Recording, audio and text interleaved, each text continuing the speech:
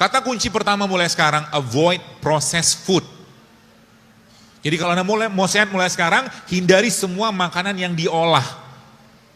Jadi kalau Anda pengen makan makan bakso, boleh nggak? Boleh sekali-sekali. Tapi Anda makan bakso itu pengen makan dagingnya, tepungnya, atau rasanya. Kalau Anda pengen makan dagingnya, maka makan daging, bikin sup ikan, bikin apa gitu loh. Tapi kalau Anda pengen makan rasanya, maka kita sudah kecanduan. Nah, ini saya sampaikan berulang-ulang. Bagi Anda yang ada kalimat ini keluar dari lisan Anda mengatakan, kalau saya tidak minum kopi pagi-pagi, saya pusing, maka Anda sakau seperti orang narkoba. Jadi makanan itu juga bisa memberikan kecanduan seperti halnya obat dan alkohol. Sama dia. Kalau pagi-pagi saya tidak minum teh, maka saya bisa lemes. Kalau udah kayak begini kata-kata yang keluar, maka bisa dipastikan kita sudah, kalau bahasa saya sudah sakau, udah kecanduan dengan makanan atau minuman tadi. Ya, maka dari sini kita akan belajar bagaimana cara mengatasinya. Cara mengatasinya, dan yang penting sih pola sebenarnya. Kalau polanya paham, nanti teman-teman bisa memilih-milih apa yang harus dimakan, apa yang harus diminum. Ya, jadi kunci pertama adalah bahwa semua isi badan kita ini yang ngolah siapa? Yang ngolah perut kan? Yang ngolah perut. Maka kata kuncinya ada di perut. Kalau kita bicara di perut teman-teman sekalian, maka ada 3 poin yang Anda perlu pahami di perut. Perut itu obatnya apa? Puasa, yang pertama. Perut itu obatnya apa? Prebiotik, yang kedua. Perut itu obatnya apa? Probiotik. Apakah Nabi mengajarkan atau menyampaikan ini? Tidak secara spesifik. Tapi Nabi menunjukkan pola-pola itu gitu. Dan kita contoh itu. Contoh misalkan kalau Anda yang pernah buat air rendeman kurma. Air rendeman kurma itu apa sebenarnya? Kurma itu prebiotik. Kurma prebiotik. Dan pernah saya sampaikan bahwa kalau Anda pengen makan buah dan sayur, maka makanlah semuanya.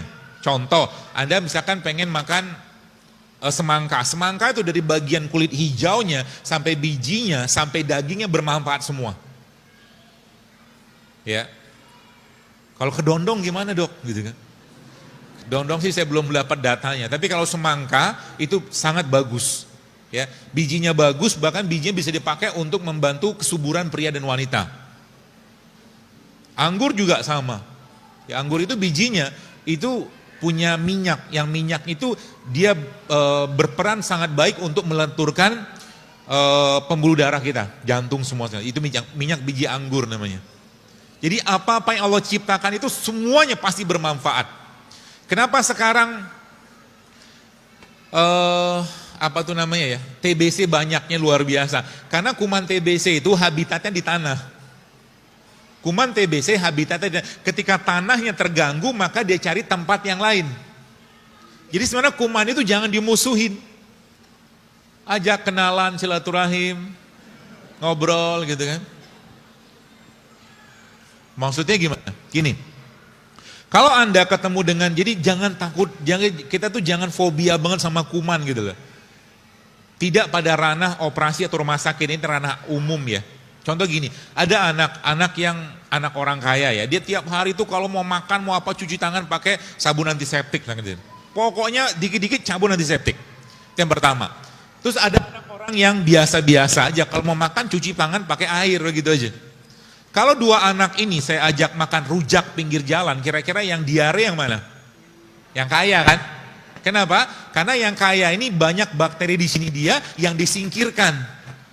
Maka cara paling baik Anda untuk mengenali bakteri atau memperkenalkan bakteri adalah makan itu. Jika memungkinkan dengan tangan, maka makanlah dengan tangan. Termasuk kalau Anda pengen mendapatkan atau mencurahkan kasih sayang kepada anak, maka sebelum makanan itu Anda suapi, Anda buntel-buntelin dulu.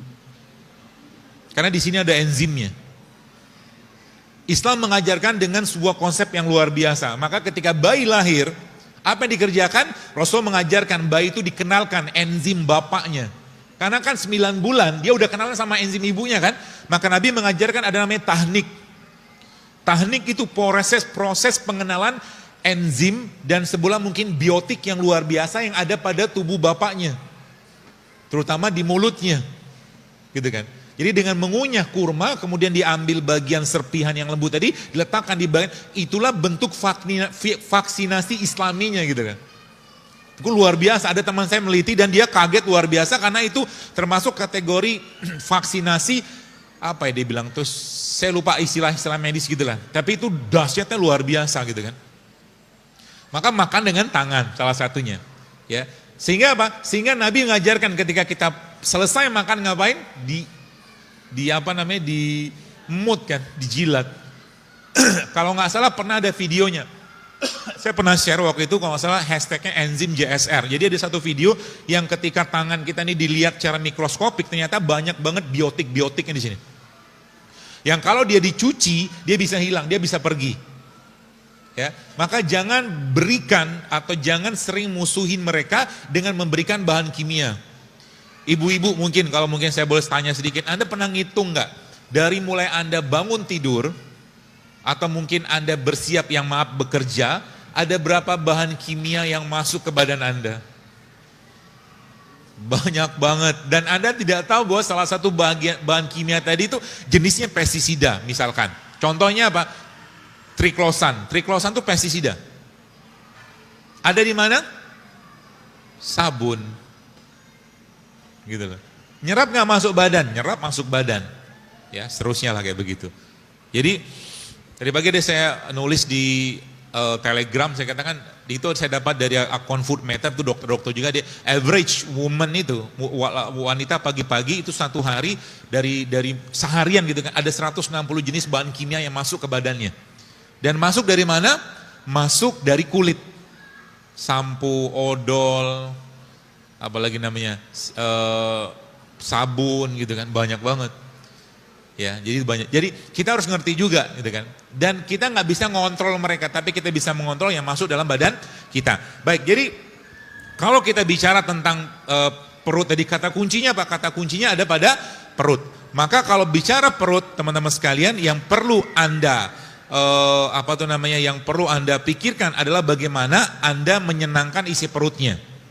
Cara menyenangkan perut kita sebenarnya tidak lain tidak bukan dengan cara apa? Dengan cara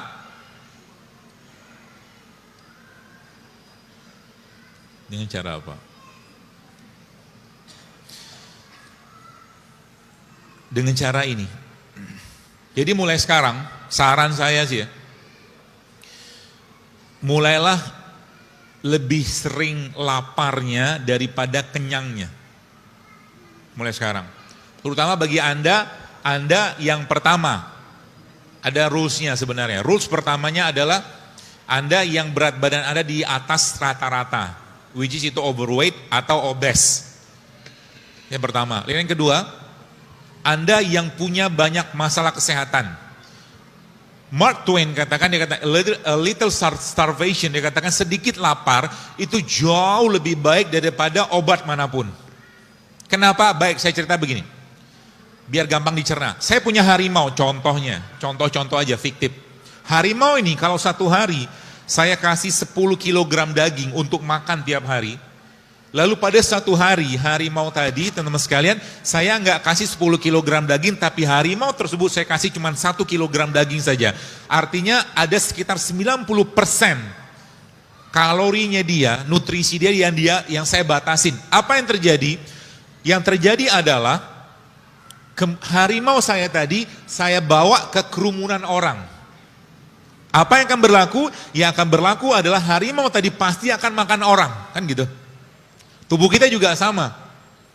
Nanti Anda akan mulai paham kenapa olahraga terbaik itu justru malah saat berpuasa. Saat perut Anda lapar maka olahragalah.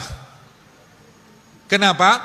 Karena tubuh kita, bahasa saya itu berubah menjadi singa lapar. Singa lapar, kalau singa lapar maka apa yang terjadi? Dia akan menguras atau dia akan mengambil bagian-bagian energi yang nggak kepake atau lebih gampang dipakai. Bagaimana polanya begini? Polanya begini. Ketika kita bicara tentang apa yang masuk dalam tubuh kita, teman sekalian, Maka kalau Anda makan nasi, nasi itu isinya apa sih? Karbohidrat. Karbohidrat glukosa. Kalau nggak kepake, maka dia akan dimasukkan atau diubah menjadi namanya glikogen. Oke, diubah menjadi glikogen. Kalau glikogen yang nggak kepake, maka dia akan diubah menjadi lemak. Jadi kalau Anda makan, ada orang tanya, dokter saya kan nggak makan lemak, benar. Tapi Anda makan nasi kan? Karena nasi yang dimakan berubah jadi lemak. Jelas ya? Nah, si lemaknya ini disimpan di mana? Disimpan di liver. Maka kita mengenal ada namanya istilah fatty liver. Oke? Nah, ini yang si glikogennya ini disimpan di jaringan. Kalau Anda, saya mengistilahkan ini sebagai freezer sama kulkas. Jadi kalau nanti teman-teman tahu konsep ini sebenarnya banyak penyakit-penyakit seperti PCO, endometriosis, kolesterol bisa hilang dengan ini coba. Asal mau aja. Mau apa? Mau mengikuti polanya.